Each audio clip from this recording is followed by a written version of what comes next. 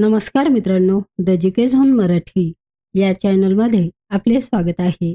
आज आपण लेखा व कोशागार विभाग व वनरक्षक भरतीसाठी आवश्यक असलेले प्रश्न उत्तरे घेणार आहोत. चला तर सुरू करूया. महाराष्ट्र राज्य बियाणे महामंडळ कुठे आहे? महाराष्ट्र राज्य बियाणे महामंडळ अकोला येथे आहे.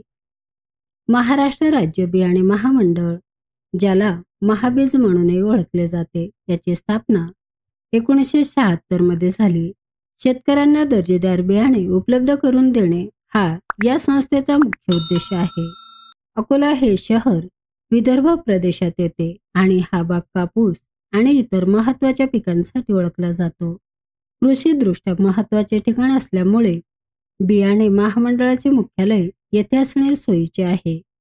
महाबीज केवळ बियाणे पुरवठाच करत नाही, तर ते बियाणांच्या उत्पादनावर लक्ष ठेवते, त्याची गुणवत्ता तपासते आणि नवीन वाणांच्या संशोधनातही मदत करते.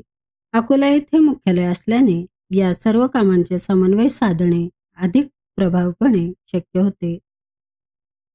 टिंबटिंब ही भारतातील सर्वात लांबीची पश्चिम वाहिनी नदी आहे. नर्मदा नदी ही भारतातील सर्वात लांबीची पश्चिम वाहिनी नदी आहे. नर्मदा नदी मध्य प्रदेशातील अमरकंटक पर्वतरांगेत उगम पावते आणि मध्य प्रदेश, महाराष्ट्र आणि गुजरात या राज्यातून वाहत जाऊन खंबातच्या आखाताला अरबी समुद्राला मिळते. नर्मदा नदीची एकूण लांबी सुमारे 1312 किलोमीटर आहे. पश्चिम दिशेला वाहणाऱ्या इतर नद्यांच्या तुलनेत ही लांबी खूप जास्त आहे. तापी नदीची लांबी सुमारे 724 किलोमीटर आहे, तर इतर पश्चिम वाहिनी नद्यांची लांबी यापेक्षाही कमी आहे. गोदावरी आणि झेलम या दोन्ही पूर्ववाहिनी नद्या आहेत. क्योटो करार हा कशाशी संबंधित आहे? क्योटो करार हा पर्यावरणाशी संबंधित आहे. क्योटो करार, ज्याला क्योटो प्रोटोकॉल असेही म्हणतात, हा एक आंतरराष्ट्रीय करार आहे जो 1997 मध्ये जपानमधील क्योटो शहरात स्वीकारला गेला आणि 2005 मध्ये लागू झाला. याचा मुख्य उद्देश वातावरणातील ग्रीनहाऊस वायूंचे उत्सर्जन कमी करणे हा होता. ग्रीनहाऊस वायू म्हणजे carbon dioxide, methane, nitrous oxide आणि काही कृत्रिम वायू जे पृथ्वीच्या वातावरणात उष्णता शोषून घेतात आणि पृथ्वीला गरम ठेवण्यास मदत करतात. क्योटो कराराने विकसित देशांना त्यांच्या 1990च्या उत्सर्जन पातळीच्या तुलनेत सरासरी 5.2% घट करण्याचे लक्ष्य दिले होते. भारताचे आपले पहिले उपग्रह आणि आण्विक क्षेपणास्त्र ट्रॅकिंग जहाज कोणते आहे? भारताचे आपले पहिले उपग्रह आणि आण्विक क्षेपणास्त्र ट्रॅकिंग जहाज INS ध्रुव येथे आहे. INS ध्रुव हे पूर्णपणे भारतातच तयार झालेले पहिले उपग्रह आणि आण्विक क्षेपणास्त्र ट्रॅकिंग जहाज आहे. या जहाजात लांब पल्ल्याचे रडार आणि आधुनिक सेन्सर्स आहेत, जे उपग्रह आणि क्षेपणास्त्रांना दूरवरूनच शोधू शकतात आणि त्यांचा मार्ग इतर माहिती अचूकपणे ट्रॅक करू शकतात. यात active electronically scanned array AESA radar प्रणाली आहे, जी एकाच वेळी अनेक लक्ष्यांवर नजर ठेवू शकते. INS ध्रुव केवळ ट्रॅकिंगच करत नाही, तर समुद्राच्या तळाचे सर्वेक्षण करणे आणि शत्रूच्या पाणबुड्या शोधणे यासारख्या कामांमध्येही मदत करते. सायलेंट व्हॅली प्रकल्प कोणत्या राज्यात आहे? सायलेंट व्हॅली प्रकल्प केरळ राज्यात आहे. सायलेंट व्हॅली प्रकल्प केरळ राज्यात आहे. हा प्रकल्प सायलेंट व्हॅली नॅशनल पार्कमध्ये स्थित आहे, जो केरळच्या पलक्कड जिल्ह्यात निलगिरी पर्वतरांगांमध्ये आहे. सायलेंट व्हॅली नॅशनल पार्क हे निलगिरी बायोस्फिअर रिझर्व्हचे मुख्य क्षेत्र आहे आणि भारतातील दक्षिण-पश्चिम घाटाच्या उष्णकटिबंधीय सदाहरित जंगलांचे एक महत्त्वाचे संरक्षित क्षेत्र आहे. या प्रकल्पाच्या स्थापनेमुळे 1970च्या दशकात सेव्ह सायलेंट व्हॅली ही पर्यावरणीय चळवळ सुरू झाली, ज्यामुळे या जैवविविधतेने समृद्ध असलेल्या क्षेत्राचे संरक्षण सुनिश्चित झाले. मराठी विश्वकोश निर्मितीचे मुख्य कार्यालय कोठे आहे?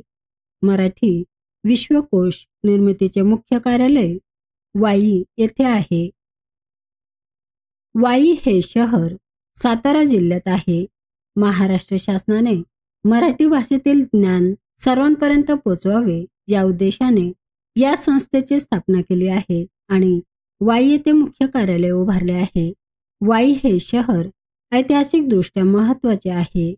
पेशव्यांच्या काळात या शहरांचे महत्त्व होते. या भूमीने राणी लक्ष्मीबाई आणि गोपिकाबाई, नानासाहेब पेशव्यांच्या पत्नी यांसारख्या महत्त्वाच्या व्यक्तींना जन्म दिला आहे. वाई हे शिक्षण आणि संस्कृतीचे केंद्र म्हणून ओळखले जाते. येथे अनेक जुन्या संस्था आणि मंदिरे आहेत. मराठी विश्वकोशाचे पहिले संपादक तर्कतीर्थ लक्ष्मण शास्त्री जोशी यांचा वाईशी जवळचा संबंध होता. त्यांनी आपले महत्त्वपूर्ण कार्य याच ठिकाणी केले. त्यांच्या योगदानाला आणि कार्याला महत्त्व देण्यासाठी वाईची निवड झाली असावी. जगातील दुसऱ्या क्रमांकाचा सर्वात खोल टोंगा गर्ता कोणत्या महासागरात आहे? जगातील दुसऱ्या क्रमांकाचा सर्वात खोल टोंगा गर्ता पॅसिफिक या महासागरात आहे.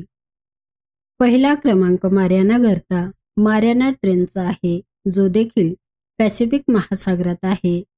टोंगा गर्ता टोंगा ट्रेंच पॅसिफिक महासागरात न्यूझीलंडच्या उत्तर पूर्वेकडील बाजूला आणि टोंगा बेटाच्या पूर्वेकडील बाजूला स्थित आहे. ही गर्ता दोन टेक्टोनिक प्लेट्सच्या पॅसिफिक प्लेट आणि इंडो ऑस्ट्रेलियन प्लेट एकमेकांवर दाबल्यामुळे तयार झाली आहे. पॅसिफिक प्लेट इंडो ऑस्ट्रेलियन प्लेटच्या खाली सरळ रेषेत सरकत असल्याने या ठिकाणी खोलदरीसारखी रचना निर्माण झाली आहे, ज्याला गर्ता असे म्हणतात. टोंगा गर्ता आणि दक्षिण पश्चिम पॅसिफिक महासागरात असून त्याची खोली सुमारे 10,882 मीटर 35,702 फूट आहे. भारतातील सर्वात मोठे खाऱ्या पाण्याचे सरोवर असलेले चिल्का सरोवर कोणत्या राज्यात आहे? भारतातील सर्वात मोठे खाऱ्या पाण्याचे सरोवर असलेले चिल्का सरोवर ओडिसा या राज्यात आहे. भारतातील सर्वात मोठे खाऱ्या पाण्याचे सरोवर असलेले चिल्का सरोवर ओडिसा राज्यात आहे. हे एक खाऱ्या पाण्याचे सरोवर असून ते बंगालच्या उपसागराला जोडलेले आहे. हे सरोवर भारतातील सर्वात मोठ्या आणि जगातील दुसऱ्या क्रमांकाच्या खाऱ्या पाण्याच्या सरोवरांपैकी एक आहे. चिल्का सरोवर हे जागतिक स्तरावर महत्त्वाचे वेटलँड म्हणून ओळखले जाते आणि रामसर स्थळ म्हणून घोषित करण्यात आले आहे. हे सरोवर हिवाळ्यात स्थलांतरित पक्ष्यांसाठी एक प्रमुख अधिवास आहे. विशेषतः फ्लेमिंगो, ग्रे हेरॉन, पेलिकन आणि इतर हजारो प्रजाती येथे पाहायला मिळतात. 2 वर्षासाठीचा वित्त पुरवठा खालीलपैकी कोणत्या बाजारात मोडतो? 2 वर्षासाठीचा वित्त पुरवठा खालीलपैकी भांडवली बाजार या बाजारात मोडतो. भांडवली बाजार कॅपिटल मार्केट हा मध्यम आणि दीर्घ मुदतीच्या 1 वर्षापेक्षा जास्त वित्त पुरवठ्यासाठी असतो. यामध्ये शेअर्स, डिबेंचर्स, सरकारी आणि निमसरकारी रोखे यांचा समावेश होतो. 2 वर्षाचा वित्त पुरवठा मध्यम मुदतीचा असल्याने तो भांडवली बाजारात येतो. त्यामुळे 2 वर्षासाठीचा वित्त पुरवठा हा मध्यम मुदतीचा असल्याने तो भांडवली बाजारात मोडतो. मित्रांनो, चॅनल आवडला असेल तर प्लीज नक्कीच सबस्क्राईब करा, व्हिडिओ लाईक करा. धन्यवाद.